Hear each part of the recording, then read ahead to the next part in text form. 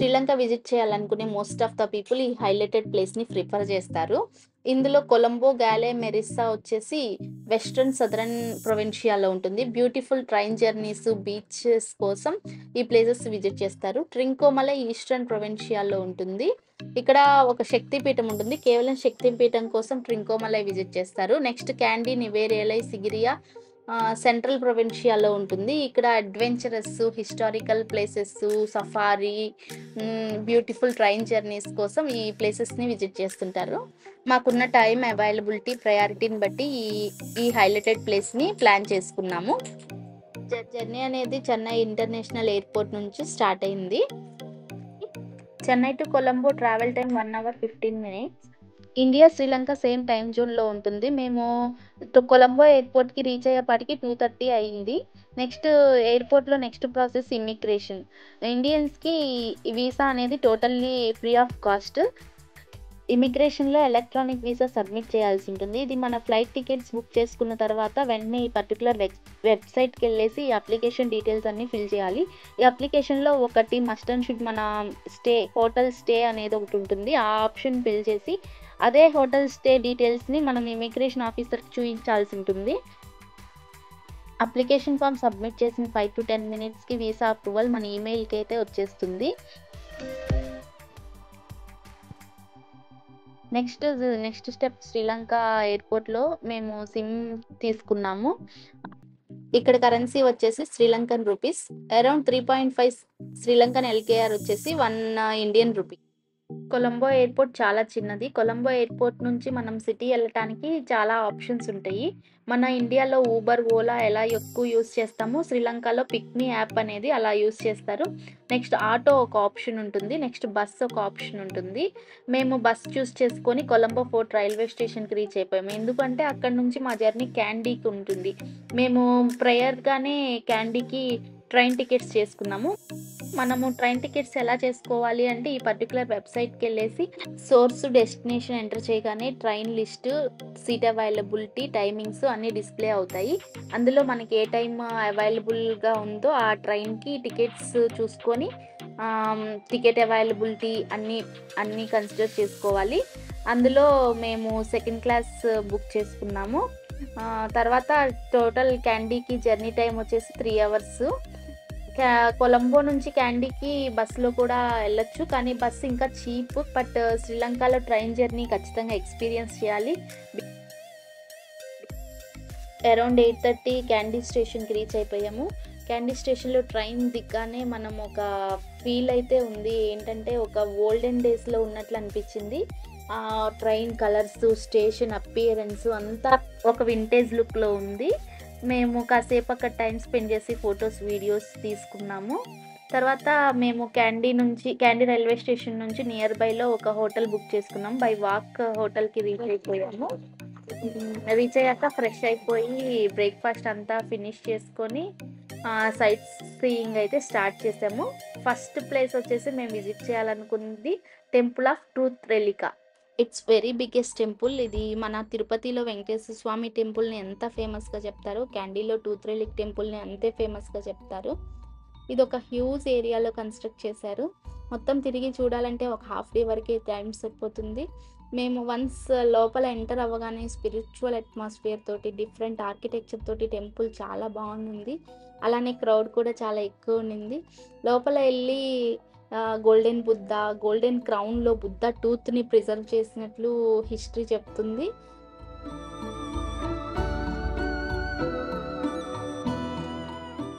Temple ఇన్‌సైడే ఒక elephant stubble ఉంటుంది. అందులో ఎలిఫెంట్స్‌కి బాతింగ్, ఫీడింగ్ ఎలా చేస్తారు ఏంటి అనేది మనం అబ్జర్వ్ చేయొచ్చు. ఎలిఫెంట్ స్టాబుల్ దగ్గర కొంచెం సేపు టైం స్పెండ్ చేసి నెక్స్ట్ అక్కడే ఒక శ్రీలంకన్ ట్రెడిషనల్ డ్రింక్ టేస్ట్ చేసాము.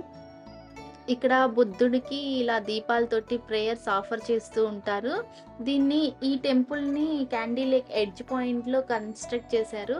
సో, మన ఎగ్జిట్ పాయింట్ నుంచి క్యాండీ లేక్ కనెక్ట్ అయ్యి ఉంటుంది. క్యాండీ లేక్ చుట్టూ మేము కొంచెం సేపు టైం స్పెండ్ చేసి నెక్స్ట్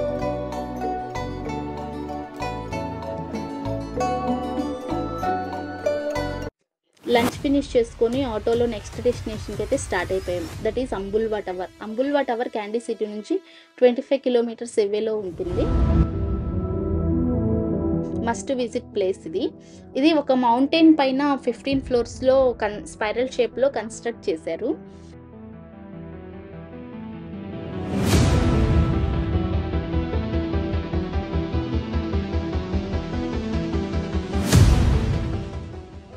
ఫైవ్ ఫ్లోర్స్ వరకి ఇండోర్ స్టేర్ కేస్ ఉంటుంది. 6th ఫ్లోర్ నుంచి అవుట్‌డోర్ స్టేర్ కేస్ ఉంటుంది. పైకి వెళ్ళే కొద్దీ మొత్తం నారో డౌన్ అయిపోతుంది. అవుట్‌డోర్ స్టేర్ కేస్ నుంచి విజువల్స్ అయితే స్టన్నింగ్ ఉంటది.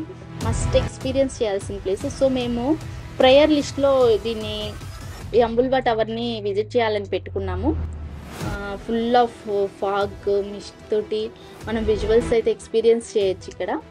అలా పైకి వెళ్ళే కొద్దీ స్టెప్స్ అన్నీ నారో డౌన్ అయిపోతాయి. కొంచెం స్లిప్పరీగా కూడా అనిపిస్తాయి. కొంచెం అడ్వెంచర్ అని చెప్పొచ్చు ఈ అంబుల్వా టవర్ క్లైంబింగ్ అనేది.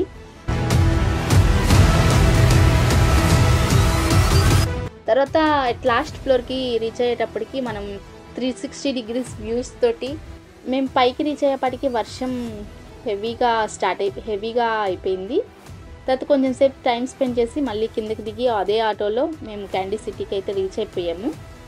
ఆ క్యాండీ సిటీలో కొంచెం సేపు స్ట్రీట్ షాపింగ్ క్యాండీ సిటీని ఎక్స్ప్లోర్ చేసేసి నైట్ డిన్నర్ ఫినిష్ చేసి డే 1 అంతటితోటి క్లోజ్ చేసాము. మా డే 2 ప్లాన్ వచ్చేసి నివేరే లేక్‌కి. క్యాండీలో రూమ్ చెక్అవుట్ చేసేసి క్యాండీ రైల్వే స్టేషన్‌కి బై వాక్ రీచ్ అయిపోయాము.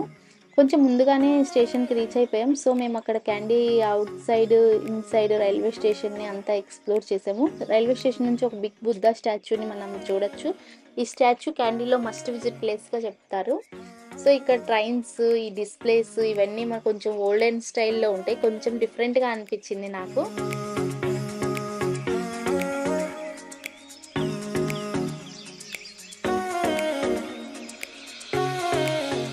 మనం నివేరేలా వెళ్ళాలంటే నానుఓఏ స్టేషన్‌లో దిగి నివేరేలాకి రీచ్ అవ్వాలి. నానుఓఏ స్టేషన్ అనేది నివేరేలాకి 10 కిలోమీటర్స్ బిఫోరే ఉంటుంది.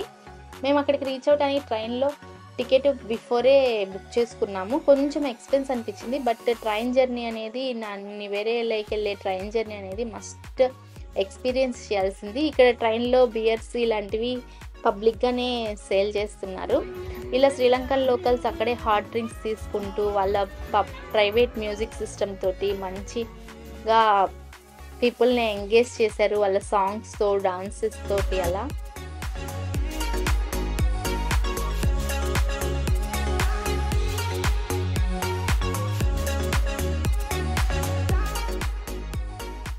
ఇలా ఫుడ్ బోర్డ్‌పై నేను ఫస్ట్ టైము కూర్చున్నాను. ఇది సూపర్ ఎక్స్‌పీరియన్స్. ఇక్కడ నుంచి coffee plantation, tea plantations, small villages, waterfalls చాలా ఎక్స్‌పీరియన్స్ చేయొచ్చు ఈ ట్రైన్ జర్నీలో. ఇక్కడ సిగ్నల్ సిస్టమ్ అనేది చూడొచ్చు. ఇంకా ఓల్డెన్ డేస్‌లో ఉన్నట్లే ఇలా చూస్తున్నారు. ఎక్కడ డిజిటలైజేషన్ అయితే శ్రీలంకలో మనం ఇంకా చూడలేదు. సో అందుకని నాకు కొంచెం బ్యాక్వర్డ్‌లో ఉన్నారేమో అనిపించింది. జర్నీ అంతా ఫుల్ ఆఫ్ నేచర్ తోటి ఇలా ఎంటర్టైన్మెంట్‌గా అయిపోయింది. ఫైనల్‌గా నానుఓఏ స్టేషన్‌కి రీచ్ అయిపోయాము. స్టేషన్ నుంచి బయటకు వచ్చాక ఆటో తీసుకొని నివేరేలాలో మేము బుక్ చేసుకున్న హోటల్‌కి అయితే స్టార్ట్ అయిపోయాము. ఈ ఆటో డ్రైవర్ వచ్చేసి తమిళియన్. సో మాకు తమిళ్ తెలుసు కాబట్టి తనతో కొంచెం కాన్వర్జేషన్ అంతా తమిళ్‌లోనే అయింది. ఇక్కడ నివేరేలా ప్లేస్‌లో కొంచెం తమిళియన్స్ ఎక్కువ ఉంటారని ఆటో డ్రైవర్ చెప్పారు. తర్వాత హోటల్‌కి చెక్అవుట్ అయిపోయి మేము డ్రైవర్ చెప్పిన సజెషన్స్ ప్రకారం మేము అనుకున్న ప్లేసెస్ ప్రకారం అదే ఆటోలో సైట్ సీయింగ్ అయితే కంటిన్యూ చేసాము. 2 టీ గార్డెన్స్ విజిట్ చేసాము. నెక్స్ట్ డెస్టినేషన్ వచ్చేసి భక్త ఆంజనేయర్ కోవిల్. ఈ టెంపుల్ ప్రత్యేకత ఏంటంటే అక్కడ హిస్టరీ ఏం చెప్తుందంటే రామాయణ కాలంలో సీతామాతని రావణాసురుడు బంధించాడు. ఆ సీతామాతని కలవటానికి హనుమంతుడు మొదటిసారిగా ఈ ప్లేస్కి వచ్చినట్లుగా హిస్టరీ చెప్తుంది. ఈ టెంపుల్ని ట్రెడిషనల్ వేర్లోనే విజిట్ చేయాలి. అక్కడ ధోతీస్ కూడా రెంటల్కి అవైలబుల్లో ఉంటాయి. Next destination is Ramboda water falls. Ramboda water ఫాల్స్కి వెళ్ళే దారిలో ఆటో డ్రైవర్ సజెషన్ వల్ల మేము ఒక టీ ఫ్యాక్టరీ విజిట్ చేసాము. ఈ టీ ఫ్యాక్టరీలో లీవ్స్ నుంచి ఎక్స్ట్రాక్షను మొత్తం పౌడర్ వరకు ఎలా జరుగుతుంది ఏంటి అనేది తను ఎక్స్ప్లెయిన్ చేసింది. ఇది శ్రీలంకన్ ట్రెడిషనల్ వేరు. ఇక్కడ మనకి వెళ్ళగానే ఒక 10 టైప్స్ ఆఫ్ టీ ఇస్తారు. అవి లైట్ నుంచి స్ట్రాంగ్ వరకు ఉంటుంది. అందులో మనకి ఏ ఫ్లేవర్ అయితే సూట్ అవుతుందో అది మనం పర్చేస్ చేసుకుంటామని వాళ్ళు అలా ఆఫర్ చేస్తారు. ఈ టీ ఫ్యాక్టరీ పైకెళ్తే ఒక వ్యూ పాయింట్ అయితే ఉంటుంది. ఇక్కడ నుంచి మనం చూడాల్సిన Ramboda water falls, full nature, mist తోటి ఒక స్టన్నింగ్ ఉండింది. ఈ రంపోడా వాటర్ ఫాల్స్ కూడా ఇక్కడ నుంచి చూడొచ్చు మనము. తర్వాత ఈ ఫ్యాక్టరీ విజిట్ అయిపోయాక నెక్స్ట్ రంపోడా వాటర్ ఫాల్స్కి స్టార్ట్ అయిపోయాము ఆటోలో. నెక్స్ట్ రంపోడా వాటర్ ఫాల్ రీచ్ అయిపోయాక అక్కడ దానికి ఎంట్రీ పాయింట్కి ఒక టికెట్ అయితే ఉంటుంది. అది ఒక యూనిక్గా ఉంటుంది. ఏంటంటే ఒక ప్రైవేట్ వాటర్ ఫాల్లా అనిపించింది. ఒక హోటల్ లోపల నుంచి లిఫ్ట్లో కిందకి వెళ్ళిపోయి అక్కడ నుంచి కొంచెం steps through water fall reach అవ్వాలి. ఈ వాటర్ ఫాల్ అనేది ఒక బిగ్గెస్ట్ వాటర్ ఫాల్. ఇక్కడ వచ్చేసి వాటర్ ఫ్లోటింగ్ కూడా ఎక్కువ ఉంది. ఎందుకంటే మేము విజిట్ చేసిన టైం వచ్చేసి రైనీ సీజన్ కాబట్టి కొంచెం వాటర్ ఫ్లోటింగ్ కూడా ఎక్కువ ఉండి చూడటానికి చాలా బాగుండింది. ఇక్కడ కొంచెంసేపు టైం స్పెండ్ చేసి మళ్ళీ ఆటోలో బ్యాక్ స్టార్ట్ అయిపోయాము. మేము నెక్స్ట్ విజిట్ చేయాలనుకున్న ప్లేస్ సీతా అమ్మన్ టెంపుల్. ఈ టెంపుల్కి సిటీ త్రూ వెళ్ళాలి. ఆన్ ద వేలో మీ వేరే లేక్ కనిపిస్తుంది. ఇది కూడా ఒక సైట్ సీయింగ్ ప్లేసే. తర్వాత మేము హిల్ స్టేషన్ కాబట్టి త్వరగా చీకటి పడిపోయింది టెంపుల్కి వెళ్ళేపాటికి.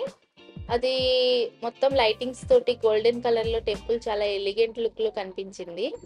ఈ టెంపుల్ స్పెషాలిటీ ఏంటంటే రామాయణ కాలంలో రావణాసురుడు సీతాదేవిని ఇదే ప్లేస్లో బంధించినట్లుగా చెప్తారు. తర్వాత అదే ప్లేస్లో సీతాదేవికి టెంపుల్గా కన్స్ట్రక్ట్ చేశారని చెప్తుంటారు.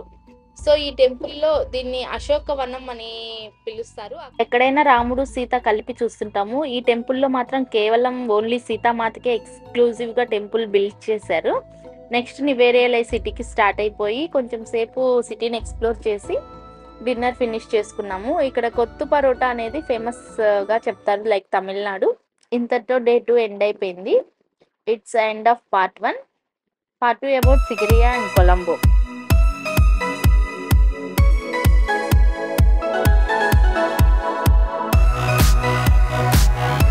We'll meet in next part.